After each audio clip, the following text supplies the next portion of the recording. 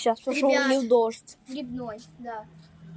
Короче, я не знаю, что с погодой сегодня. Я думаю, что будет идеально. Да, вот мне показывала Маруся, короче, говорила, что днем в 16:00 будет ясно, солнышко и тепло. Будет плюс... Они насрали. От страха.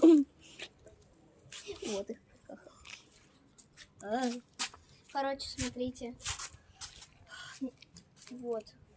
Показывала плюс 18 градусов. И вот. Из-за этого я пошла к Вике к Мигуруми и куртке. Потому что думала, будет холодно. Вот. Короче. Вот что у нас происходит. У меня вот зонтик.